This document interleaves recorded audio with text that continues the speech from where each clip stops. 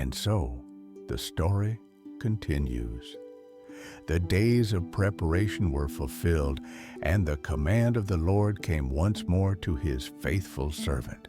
And the Lord said to Noah, "Enter into the ark, you and your whole family, for you are the only righteous man before me in this generation." A solemn silence fell upon the earth. Noah's obedience stood where a world's wickedness had brought ruin. "And take with you of every clean animal by sevens, male and female, and of the unclean animals by twos, male and female. The animals gathered as if guided by an unseen hand, the pure and the unclean, all according to the word of God. Also of the birds of the air, clean, by sevens, male and female, and of all the unclean birds by twos, male and female, to keep their kind alive upon all the earth. Wings fluttered, hooves echoed, creatures great and small filled the land around the ark, awaiting the moment appointed for them. For after 7 days I will cause rain upon the earth, 40 days and 40 nights, and I will destroy from the earth every creature that I have made. Judgment approached like a gathering storm, yet mercy stood open in the form of a wooden door, and Noah did everything as the Lord commanded him. For faith without obedience is hollow, but Noah's faith was living, steadfast, complete. And Noah was 600 years old when the flood came upon the earth. 6 centuries of life, and now the great turning of history stood before him. And Noah entered the ark, and his sons and his wife, and the wives of his sons with him, because of the waters of the flood. The family chosen for the new beginning stepped across the threshold, leaving behind a world soon to be washed clean, and of clean and of unclean animals, and of birds, and of everything that creeps upon the earth. They went to Noah into the ark, 2 by 2, male and female, as God had commanded Noah. Pairs of living creatures moved in perfect order, life answering to the command of its Creator.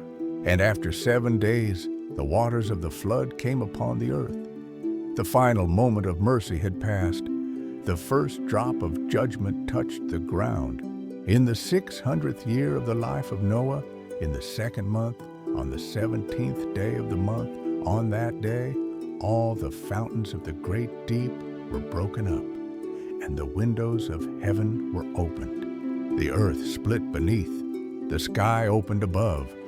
Creation itself responded to the decree of God, and rain fell upon the earth 40 days and 40 nights, a relentless downpour, unceasing, unstoppable. On the same day entered Noah and Shem, Ham, and Japheth, the sons of Noah and Noah's wife, and the 3 wives of his sons with them, into the ark. The family of 8, the remnant of mankind, stood safe within the shelter of God's command.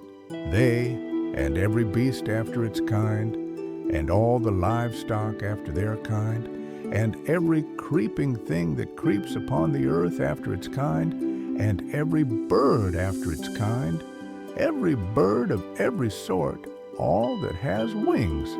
Creation in all its variety had gathered. They went into the ark to Noah, 2 by 2, male and female, of every creature in which there was the breath of life, preserved by the mercy of its Maker. And those that went in, male and female of every creature, went in as God had commanded him, and the Lord shut him in. The hand of God closed the door. Judgment and salvation were now sealed apart. And the flood was on the earth 40 days. The waters increased and lifted up the ark, and it rose above the earth. The vessel of faith began to rise, carried not by waves alone, but by the promise of God. And the waters prevailed and increased greatly upon the earth, and the ark floated on the surface of the waters.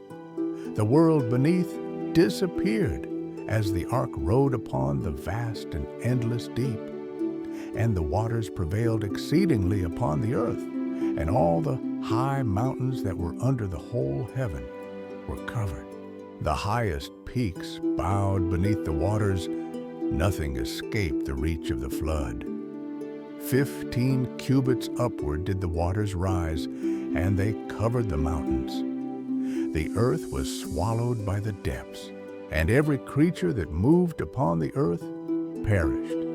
Birds, livestock, beasts, and every creeping thing that creeps upon the earth, and every man. Everything on dry land in whose nostrils was the breath of life died.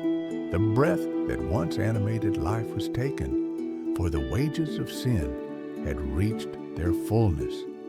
And every living thing that was upon the face of the earth was destroyed, from man to livestock, to creeping things, and to birds of heaven. They were destroyed from the earth. Only Noah remained alive, and those who were with him in the ark. In a world washed clean, the ark alone carried the promise of tomorrow. And the waters prevailed upon the earth 150 days. The flood held its dominion, while within the ark life waited for the new beginning. Thank you for watching. If you feel moved to support this work and help it continue, you can find the support link in the pinned comment. May God's grace surround you and His wisdom lead you forward.